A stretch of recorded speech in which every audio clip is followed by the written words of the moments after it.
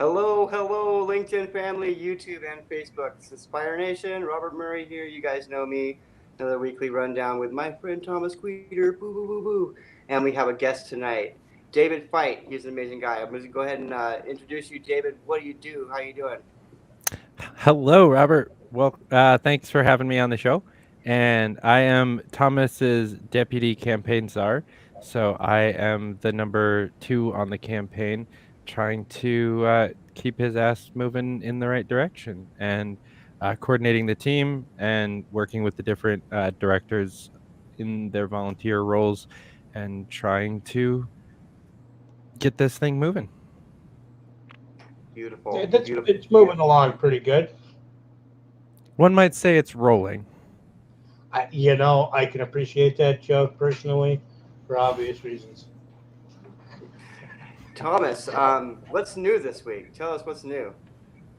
Oh, what's new? Well, it's week after a holiday, so How was your everybody's thing? full of.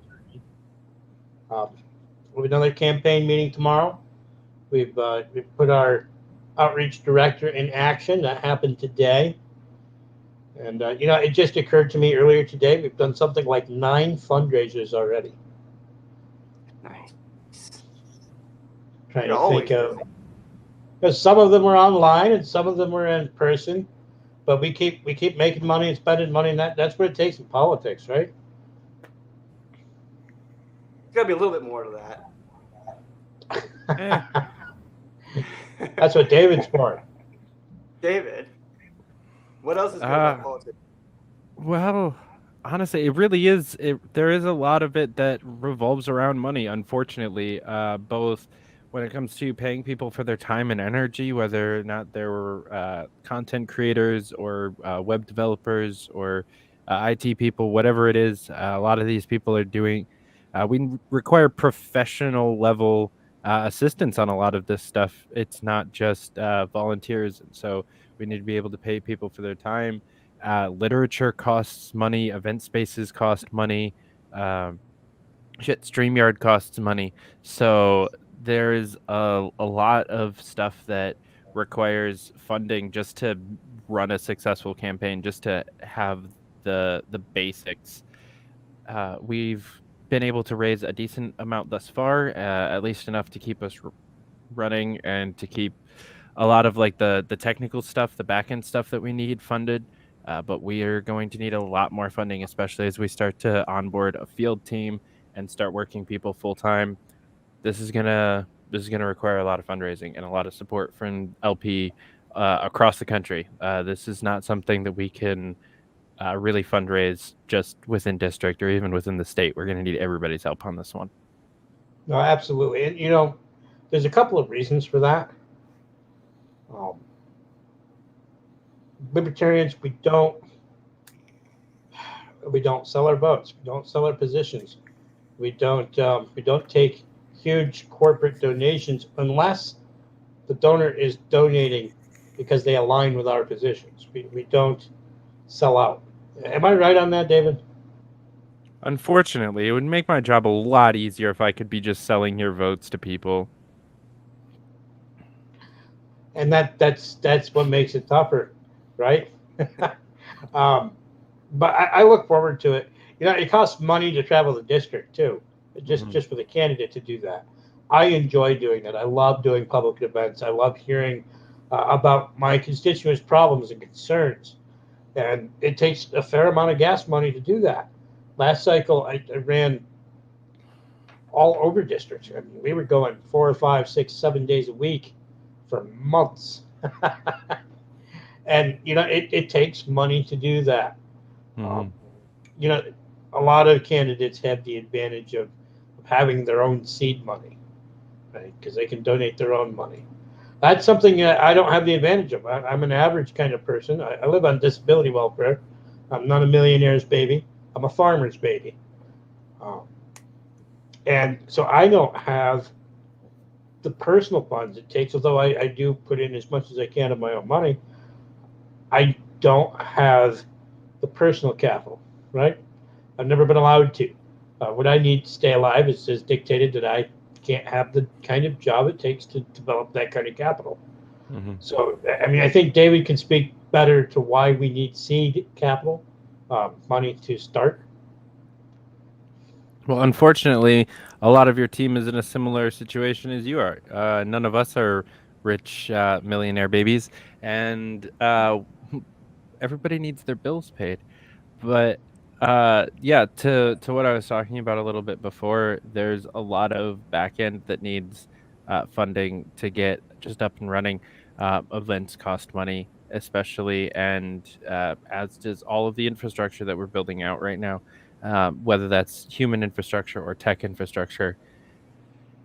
So yeah, guys, if you haven't already, if you're watching this, tomfor52.com/donate. That's right. Uh, I'll put up the ticker for sure. Yeah. Where's that at? Should have been Ken's up there. comment is spot on, though. David can tell you that one thing that I have a prerogative to do with this campaign is to create my own libertarian machine. The other two parties, they have a party-wide machine. We need to perform like a machine. We need to behave like a machine. All the parts need to function. And David keeps mentioning, paying staff. That's been one of my prerogatives since I first started this second campaign is ensuring that staff are paid.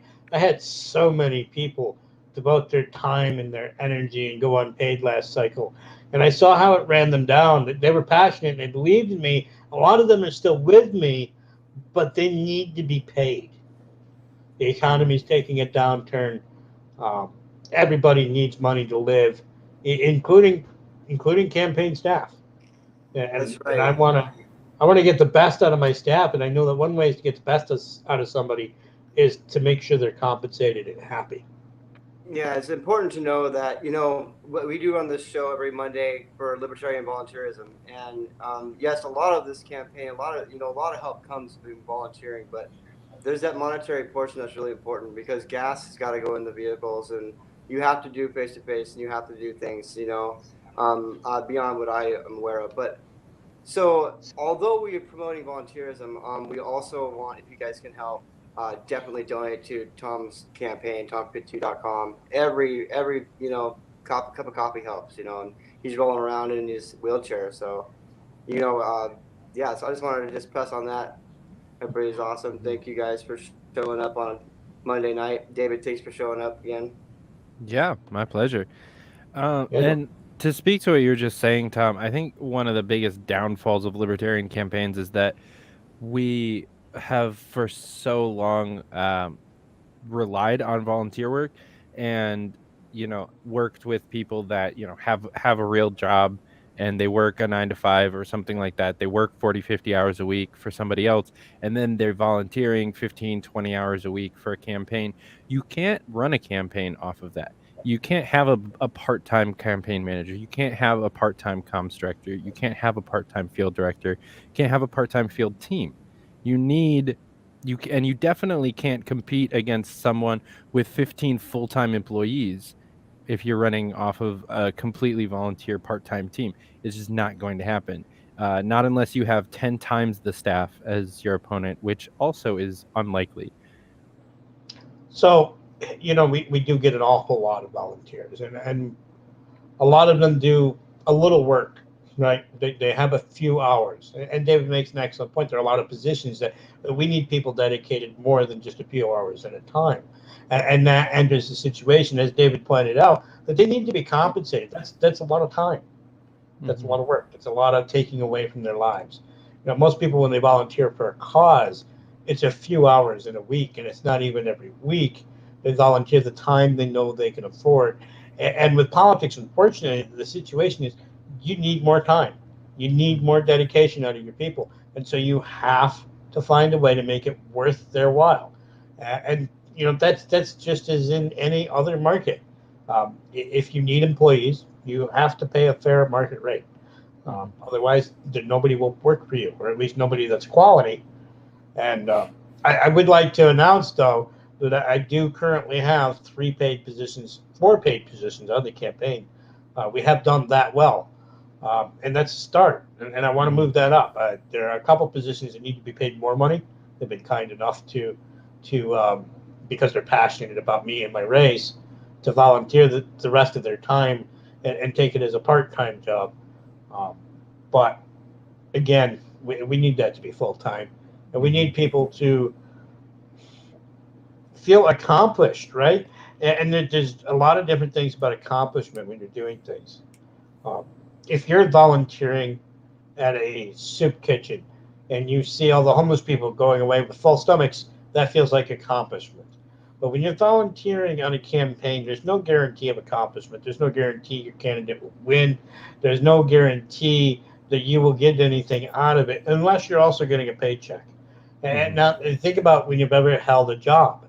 When you hold a job, what's your gratification? It's that paycheck at the end of the week. Yeah, and I just want to add, because this is a movement-wide issue. Like, we're never going to win for liberty when we have thousands of people working for tyranny and we have a couple hundred people hobbying for liberty. That's accurate, but that's why I'm trying to run the campaign this way and make the difference here. I'm trying to grow professionals, and I'm trying to grow people who deserve to be paid because they do so well at their job. David's one of those people. I definitely do see David showing up in on Clubhouse and on Zoom meetings, and when there's only one or two people that show up, sometimes it's not. You definitely notice. So David, hats off to you, buddy. But I'm not taking my hat off. I appreciate that. Now, I can tell you that David's always there to take the candidate's phone call too. I probably annoy him a lot. Yes.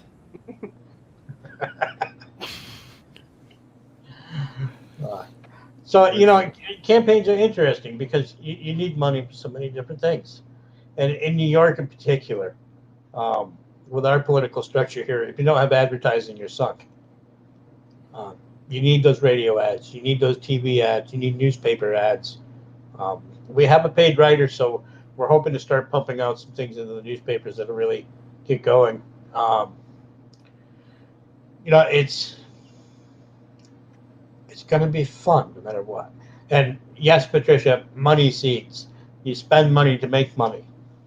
That's right. Thank you guys for showing up. If you're in the comments or if you're viewing, definitely mention in the comments. We'll throw you up and acknowledge it. Ken also had a comment here. Yeah. No, he's right. We need to become just enough like them to actually win. We need a principled machine.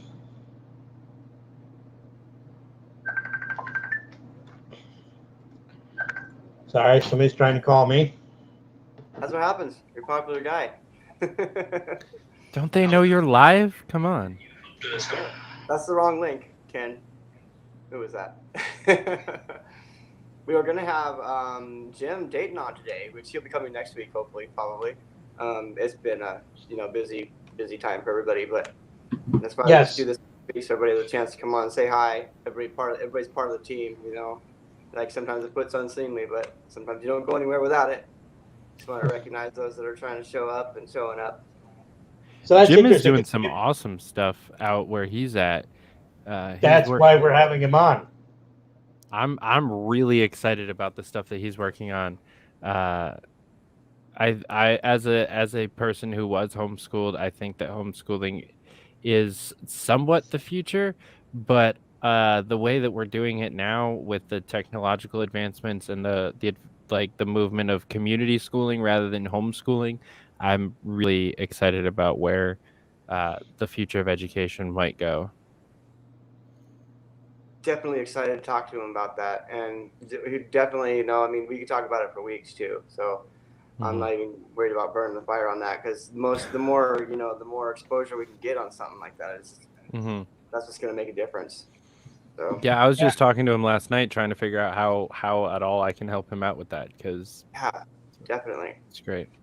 There's so many amazing people in the Liberty room, the Liberty movement, on the campaign, off the campaign. I mean, there really are. There's a lot of good, hard-willed, working free thinkers, and so just want to throw that in there. Yeah. So Alaska, you guys are in New York. Jim Dayton's looking to start a homeschool co-op. And I think that's awesome. I've always believed in homeschooling. And we're going to have him on next Monday with Dan Berman, of all people. Love him too, Dan. This is give me a great week next week. You can get 5 people on your time. Be a lot of fun. Sure. Dan is great. Dan is awesome. I see where I rate. I'm on the lame week. You got all the fun people next week. Jesus. Hey, come on. Definitely, we can filter you in and out too, out of the audience. And if you got questions you want to get answered, definitely ask them on the show, because the more people probably have the same question. Definitely, David. You are more than welcome anytime. Just ask me for that link and I'll send it to you. Make sure it's before the show, because I can't do shit on this in 6+. Just, you know. So I'm know me, so they know that. So. I'm sure David will come back with us again. Yeah, we love David. But what are we looking forward to, David? What are we doing in the next 2 months? Well, right now I'm looking forward to Canada Giving, which is going to be an awesome meeting of a big chunk of our team. We're going to get together, have a great time, have some dinner, get pretty baked, and we'll hopefully convince a bunch of people to get more involved in the campaign while they're under the heavy influence of cannabis. At said event, we'll take a nice, fun, holiday-themed picture that we'll put on some Christmas cards that we're going to be sending out to a bunch of people. Just trying to get up in the festive theme. And coupled with that, we're going to be working on getting into a decent amount of the various holiday festivals and parades and stuff like that going on in the next month or two, followed by New Year's stuff. And then as we launch into 22, really just hitting the ground running. Yeah, on that note, on the 11th, I'm going to a party that's being thrown in the honor of someone who ran as a Libertarian for town board here in Guilford, New York. She didn't win, but she had good results. And the party is by her supporters to thank her. And so I'll be attending. And, she deserves thanks. She did what she felt was right to do. She got involved. She got active. She ran for something local. That's a wonderful thing. That's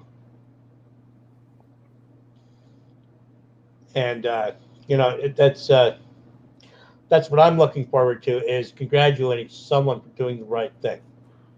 That's perfect. And that's what more people need to be doing.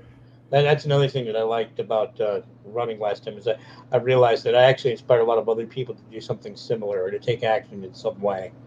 And we are coming out with a volunteerist, informative packet, and a movement is what we're looking to start here. We want to encourage people to voluntarily fix some problems in their community, to volunteer for the nonprofits in their area and the other organizations that do good things, to take hold of their own power to be the solution and do the right thing. That's exactly what really pulled me on board with you guys to begin with. And that's what I get excited about, is learning how to make an influence and an impact in my own local community. Where the local sits, what is the next step, what I can do, and just reach out. I encourage everybody to reach out, ask questions. And I'm having fun. It's a lot more fun than I thought it would be. I'm looking forward to sitting in on some community league meetings and really putting in my voice and talking about stuff that matters to me. Not everybody gets a chance to do that. Pardon me. Yeah, we just usually go for 30 minutes or whatnot. I don't really see the time. It hasn't been there yet, Robert. We got a few minutes. We can stay as long.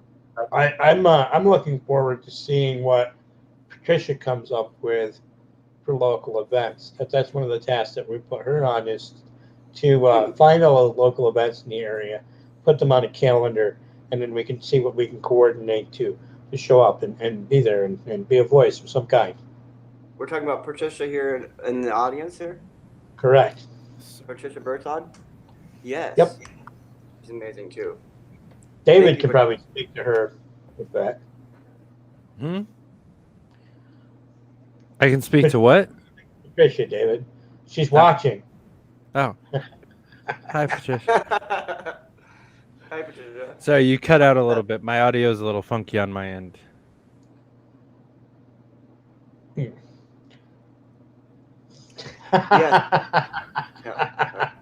He's trying to talk to you, David, like the really, really long way, like through the comments. So Oh, I Patricia's guess I been an can awesome click over volunteer. and see that. I keep forgetting. I always forget to click over out of the private chat and into the comments thread every time I'm on someone else's show. Yeah, it's even tougher when you're trying to host a show on an iPhone 6, believe me. So Hey, Patricia helped me out by coming all the way here to drive me all the way to an event and back, and then she drove home. we But she love also helped me set up and run the event for an entire day. We worked together some at the state fair, and she came to another fundraiser recently with Spike Cohen. Um, when it comes to working a crowd, setting up a table, and keeping things organized, Patricia is the person. True that. She's got some sincere organizational skills. He shows up for sure. I love seeing all these names and everybody. I'm like, I know these people. I know you. Thomas goes, you know David. You know David. I go, yeah, we had Zooms together. Thomas is all over the place. Thomas has got a lot going on, and there's a lot of people higher up too that are noticing you. I've seen you mentioned in Larry Sharp's video today a couple times, and I tag you as much as I can. People love you, Thomas, and being there, being present, showing up, no matter what the quality of the live show is. I think it's important at least to show up and be there for the people. I think we put on a good show, Robert. You do a good job. Thank you. But We I think the real point here tonight is to acknowledge people like David and Patricia and Ken, who are all working on the team, to acknowledge their good hard work, and to acknowledge that we need to pay more positions, and to acknowledge that we need to ask you for money, and that's why we have that link up tonight, is because we need people to donate. We need people to donate with recurring small donations, or if they can afford it, larger donations. Um, but the more the better.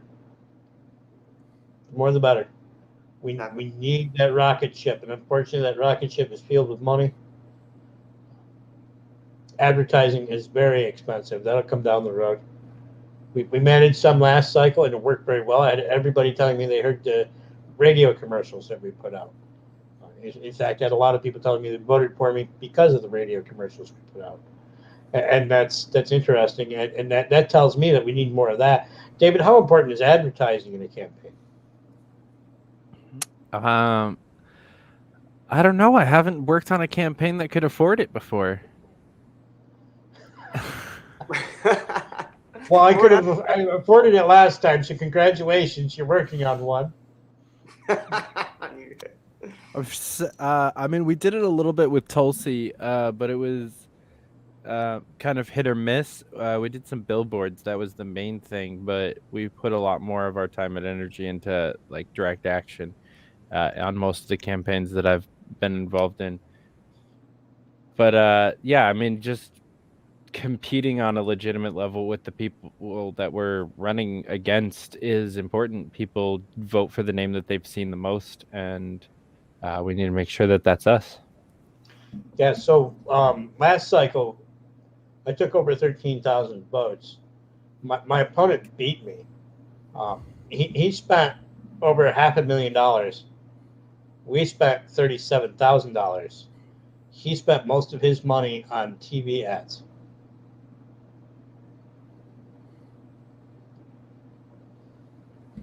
So that tells me it would be really good to get a TV ad going for this round. Yeah, it tells me exposure is what is key. Yeah. I believe that of the people who voted for me, I met most of them, and the rest of them heard me on the radio. But you need that exposure. You need exposure on local media. You need exposure on TV, radio, newspaper. But if you're not paying, they're not playing. And that's the way it works. We're kind of in training here, so like all Ken and Patricia, you can tag all your friends in the comments there. I'll give them a little notification to come and like or share our post and our video, and eventually you'll get them to the link till they can donate. Every little bit, every tag here and there, every time that you comment when we're live, it'll bring our ticker up and give more exposure that way. We're all on a learning curve here. Yeah, what Larry Sharp's always saying, it right? It's like, comment, share, and donate. Right? Isn't that the order he uses, David? Sorry, I don't watch his show. David. Sorry, Larry. I don't watch your show. I haven't seen an episode since the one that I was in studio for with Jason Stapleton. Okay. Well, libertarians, we know what a libertarian sounds like. Right. Yeah. How does this? I don't even watch my own show, guys. Like, let's be real. Yeah, I mean, let's really be real. I don't watch David's show either. I don't blame you. I had to go find somebody else to volunteer to cut up my episodes because I didn't like having to rewatch my own episodes to cut them up into clips. So it's nothing against you, Larry, if you're watching. I don't watch anyone's show. I don't even watch Spike's show. Wow. Way to support your fellow broadcasters. At least he supports you. We support liberty by doing the work instead of watching a podcast. Exactly. So I'm always telling you, do the thing, do the work. Yes, Ken. This is why I like you, Ken. The thing that's in front of you, that's the thing to do, and that's the thing you can do for liberty. Bring our freedoms and our liberties back home where they belong, to the individual, to the constituent, and take them out of places like Albany and D.C. Yeah. For the record, Ken, I see your email and I will respond as soon as I'm done with this. I got you. Yeah, Ken, where are you anyway? So the district that I run in is extremely rural. David can attest.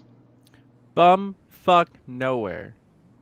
Yeah. So David used to tell me he was from a small town. Then David came here. How many people in a small town? I think we have 1,700 voters in Guilford, and I live in Mount Upton, which is a hamlet, meaning a smaller part of Guilford. So there's 3 hamlets and Guilford proper. It's probably a few hundred people here at most. Whereas my small town is like about 2,300 people. Yeah. So that's quite a bit. Well, it's small for your state, I guess.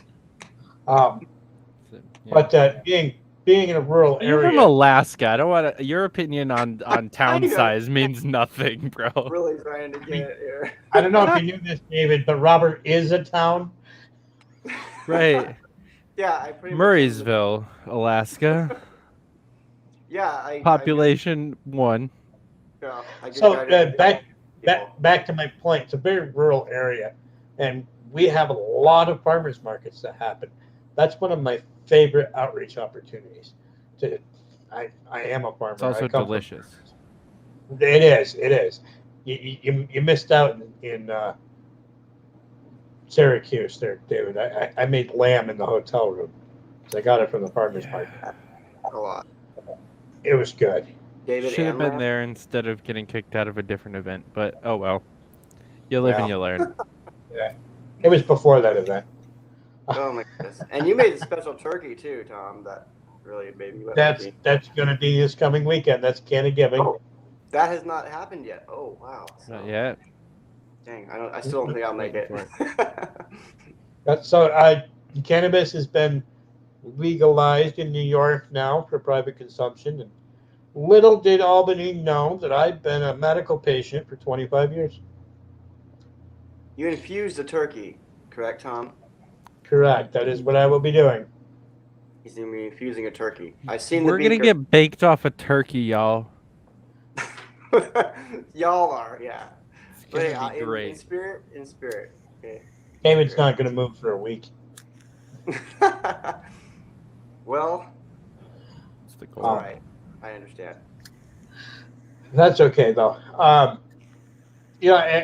There's there's a culture in cannabis that people fail to realize. I've always found it to be a giving culture, a sharing culture, a helpful culture, and that's just amazing. Hi, Maria. How you doing? Hey, sweetheart.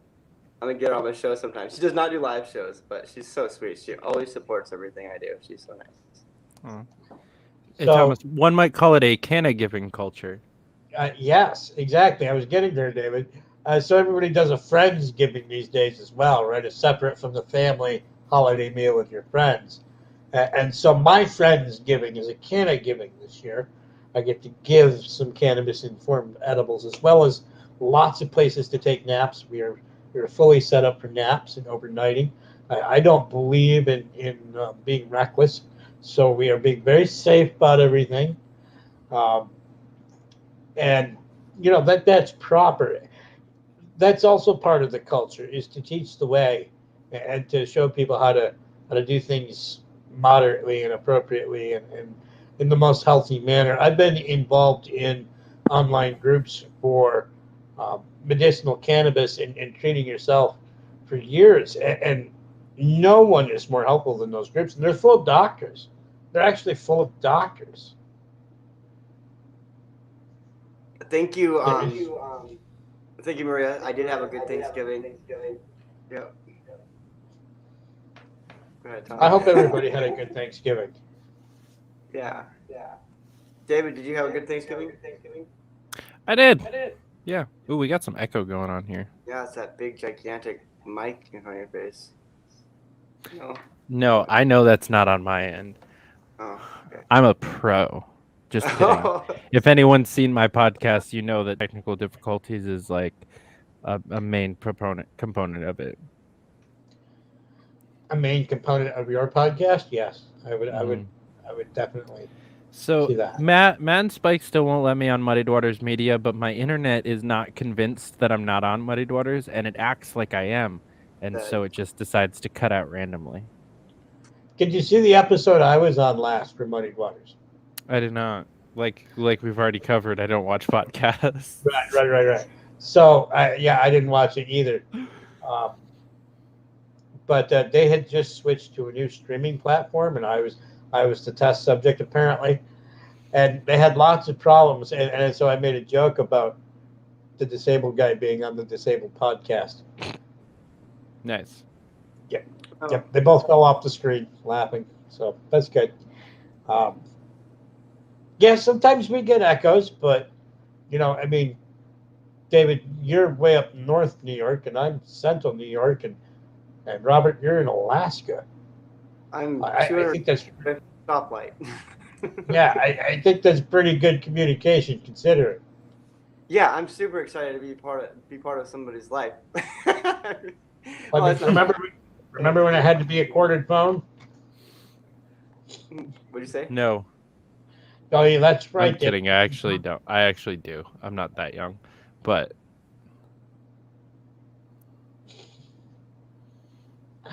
All right. Well, yeah, guys, if you haven't already and you're still watching, the link is scrolling across the bottom. Go to that website. Donate some money. We need it. We love you for it. Back to you, gentlemen. And if you need to copy and paste, it is in the comments too. So scroll through the comments and you can get it to there, or you can definitely friend me or Thomas or get a hold of David there. He'll wake up. He promised to take on. Everybody works by donation around here because I think we work anyway, right? Alaska, yes, Maria, didn't you know? Oh my goodness. That's how campaigns function, right? Mm-hmm. I mean, if you've ever supported a politician, you've gotten their donation emails, you've gotten their donation calls or texts. I prefer to relate more directly to people to get donations. Ken just dated himself. There were touch-tone phones too, of course. Shit, bro, I remember rotary phones. That's just because you guys kept the same phone forever. We did too. Maybe I'm just a fan of steampunk. Just kidding, I'm not. I do remember not having electricity, but having a phone. Yep. And it worked. There was a time that could be a thing. They were separate lines. I'm not close to the North Pole. Actually, so Alaska is very large. I'm actually several hundred miles from the North Pole. Actually, well, there's a place called North Pole, but it's not actually the North Pole, and that's only like 100 miles from me. Wait, did you just say it's only 100 miles from you? So there's a place called the North Pole that's not actually North Pole, like the north of Alaska. It's actually like below Fairbanks. And that's not far from me. It's like 100 miles or so from me. So there's a North Pole, but it's not the North Pole that you think about with Santa Claus. That's quite a ways away. Right. So either way, that's either 400 or 100 miles, right? Yeah, probably more like 600. Okay. And So I would say in either of those cases, either three of those cases, you're a lot closer to the North Pole than most of us. definitely, I am definitely closer to the North Pole. I'm on the same road. I'm on the same highway. There's only 3 highways. There's like a north, south, east, west, and then there's one that goes down like Kenai Peninsula. Pretty much, that's pretty much it.